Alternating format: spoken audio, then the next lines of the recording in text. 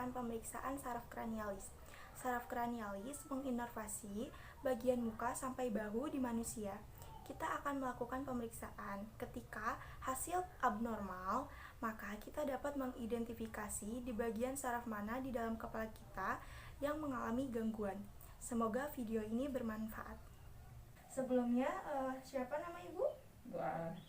Umurnya berapa, Bu? 54 tahun. Alamatnya? Kampung Menan, Desa Sukamaju. Kampung Menan, Desa Sukamaju. Sebelumnya saya ingin bertanya, apakah Ibu sudah tahu pemeriksaan fisik saraf kranial itu apa? Belum. Baik, saya jelaskan ya, Bu.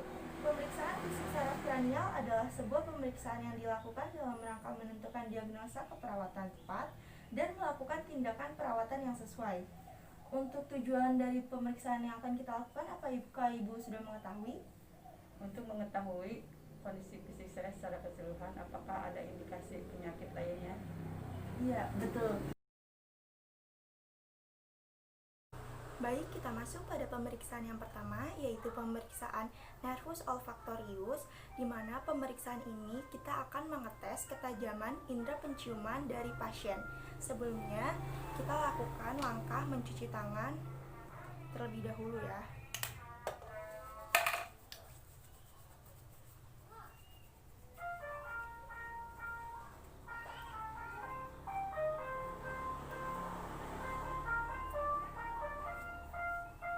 Lalu setelah cuci tangan, kita memakai sarung tangan.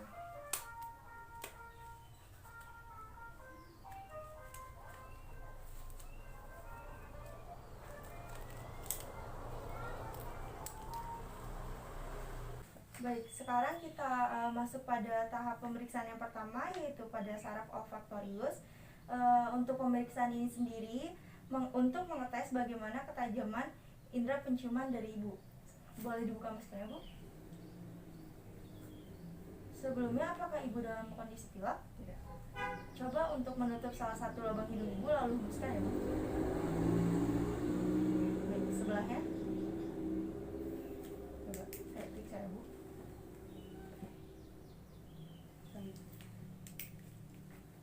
Selanjutnya saya meminta Ibu untuk menutup mata Ibu, lalu menutup salah satu lubang hidung Ibu, dan coba identifikasi bau apa yang akan saya berikan kepada Ibu. Apakah dapat dimengerti, Bu? Nanti. Silahkan ya, Bu, tutup matanya dan tutup salah satu lubang hidungnya. Salah satu lubang hidungnya. Ini bau pertama yang akan saya berikan. Kopi. Kopi. Tuh. Ini bau yang kedua. Teh. Oke. Dan ini bau yang terakhir. Tembakau. Baik, silakan dibuka. Sekarang kita lanjutkan pada sisi yang sebelahnya ya, Ibu. Pemeriksaan selanjutnya adalah pemeriksaan nervus opticus yang terdiri dari pemeriksaan visual dan juga lapang pandang. Sekarang kita akan melakukan pemeriksaan visual terlebih dahulu ya, Bu. Sebelumnya untuk pemeriksaan ini kita harus berjarak 6 meter seperti ini. Lalu untuk pemeriksaan ini nanti saya minta Ibu untuk menutup salah satu mata Ibu lalu dengan jari Ibu, lalu sebutkan jari yang saya angkat ke atas berapa ya, Bu? Iya. Dapat dimengerti? Nanti. Baik, kita lakukan ya, Bu. Silahkan ditutup matanya. Sebutkan ya, Bu, jari yang saya angkat. Matanya tidak perlu terpejam ya, Bu, tidak perlu sampai terpejam. 1, 2, 3, 4. Baik. Jangan dibuka, kita lakukan pada sisi yang sebelahnya. Silahkan ditutup, Bu. 1, 2, 3, 4. Nah, baik. Untuk pemeriksaan visual sendiri sudah selesai. Lalu selanjutnya kita lanjut ke pemeriksaan lapang pandang. Untuk pemeriksaan ini sendiri, nanti tolong Ibu untuk menutup salah satu mata Ibu, lalu tatap tengah hidung saya, lalu nanti saya akan menggerakkan benda. Ibu sebutkan jika masih dalam jangkauan pandang Ibu, dan bilang tidak terlihat jika itu sudah tidak terlihat dalam pandangan Ibu. Dapat dipahami? Silahkan, Bu, ditutup.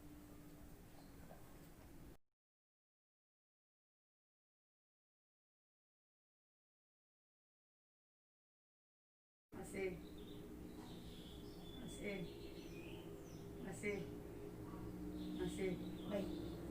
Kenapa Bu? Kita lakukan pada sisi yang sebelahnya ya Bu. Baik, pemeriksaan selanjutnya yaitu pemeriksaan nervus 3, 4, dan 6. Pemeriksaan ini meliputi gerakan bola mata dan juga refleks pada pupil. Sekarang kita akan lakukan prosedurnya. Ibu tolong nanti untuk mengikuti arah benda yang saya pegang, baik itu ke atas, ke bawah, ke kiri, atau ke kanan. Dapat dimengerti Bu? Baik, sekarang kita coba ya Bu.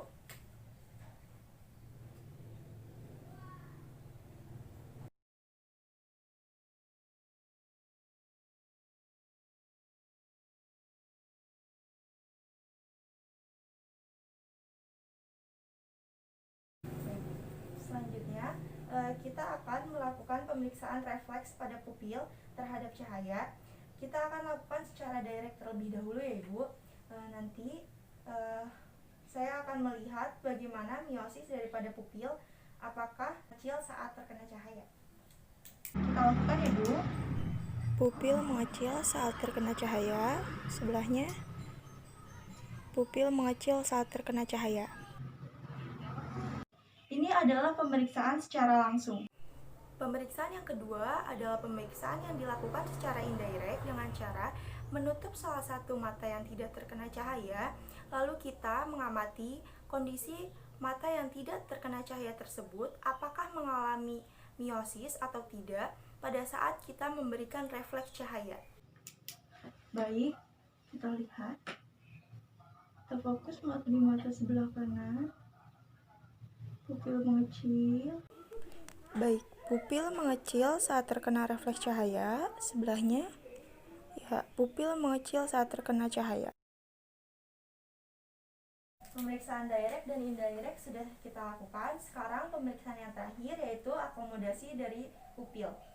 Saya minta Ibu untuk fokus terhadap gerakan yang saya berikan, baik itu maju atau mundur. Dapat dimengerti Bu?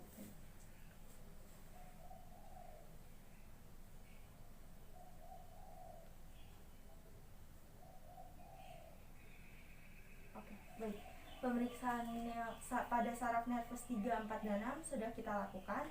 Kita akan lakukan pemeriksaan yang selanjutnya Ibu. Pemeriksaan selanjutnya yaitu pemeriksaan nervus yang kelima, yaitu nervus yang menginervasi untuk otot-otot di pengunyahan. Di dalam pemeriksaan nervus 5, kita akan memeriksa bagaimana fungsi motorik dan juga sensorik. Sekarang kita akan melakukan pemeriksaan pada fungsi motorik ya Bu. Lalu selanjutnya saya minta Ibu untuk merapatkan gigi Ibu dengan keras. Lalu saya akan meraba apakah terjadi kontraksi otot atau tidak. Dapat dipahami Bu? Baik, kita lakukan ya Bu. Baik, silahkan dirapatkan giginya dengan kuat. Lalu saya akan meraba pada muskulus masseter apakah terjadi kontraksi otot atau tidak. Sudah Ibu? Baik, di sini terjadi kontraksi otot. Lalu selanjutnya saya akan melakukan palpasi pada musculus temporalis, apakah terjadi kontraksi otot atau tidak. Baik, di sini juga terjadi kontraksi. Oke, sekarang kita akan melakukan pemeriksaan pada tahap sensoris. Nanti saya akan memberikan rangsangan di area wajah Ibu, baik itu rangsangan tajam ataupun halus. Nanti Ibu tolong untuk menutup mata dan coba identifikasi rangsangan apa yang saya berikan kepada area wajah Ibu ya Bu. Dapat dimengerti? Ngerti. Baik, sekarang akan kita lakukan Ibu. Tajam, tajam, halus, tajam, halus, halus. Boleh dibuka matanya Ibu. Sekarang tolong Ibu untuk membuka mulut Ibu. Lalu saya akan melakukan penekanan di daerah dagu. Dapat dimengerti Bu? Silakan dibuka mulutnya. Ke atas ya Bu, rada nengok ke atas.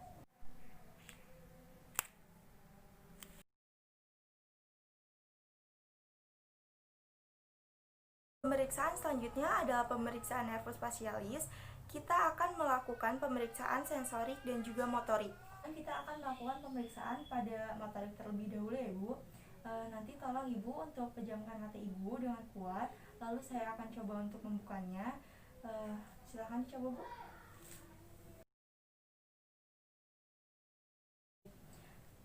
tadi pemeriksaan yang saya lakukan itu untuk mengetahui apakah otot di kelopak mata ibu cukup kuat atau tidak saat saya mencoba untuk membukanya.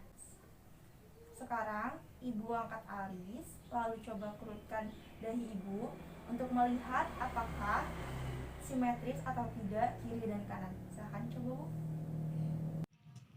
Bu. Baik. Sekarang selanjutnya saya juga akan memperhatikan lipatan massa labial ibu, apakah simetris atau tidak. Ini merupakan lipatan massa labial ibu dan simetris, berarti menunjukkan bahwa saraf fasialisnya bagus.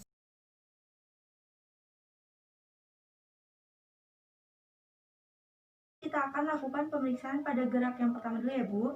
Nanti saya minta Ibu untuk membuka mulut, tidak perlu menjulurkan lidah, lidahnya tetap di dalam ya, Bu. Dapat dimengerti? Baik, silakan dibuka mulutnya, Bu.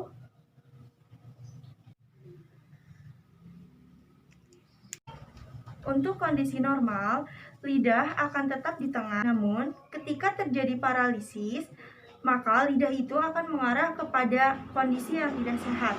Jadi, misalnya pasien ini mengalami paralisis yang sebelah kiri, maka lidah di bagian dalam itu justru akan mengarah ke sebelah kanan. Begitu juga sebaliknya.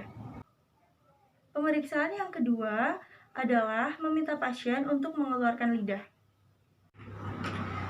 Tolong Ibu untuk dijulurkan lidahnya agak sedikit memanjang ya Ibu. Silahkan.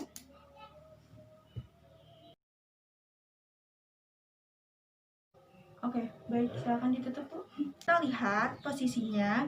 Untuk orang normal, posisi lidah akan tetap di tengah. Namun, yang berada di luar ini akan mengikuti posisi lesi. Jadi, pada pasien yang mengalami lesi sebelah kiri, maka lidah yang dijulurkan ke depan akan jatuh ke sebelah kiri, dan begitu pun sebaliknya. Demikianlah pemeriksaan pada nervus cranialis. Pemeriksaan tersebut akan memberikan manfaat kepada kita sebagai asesmen awal untuk mengidentifikasi apakah ada kelainan pada sistem saraf kranial pada tubuh pasien. Semoga video ini dapat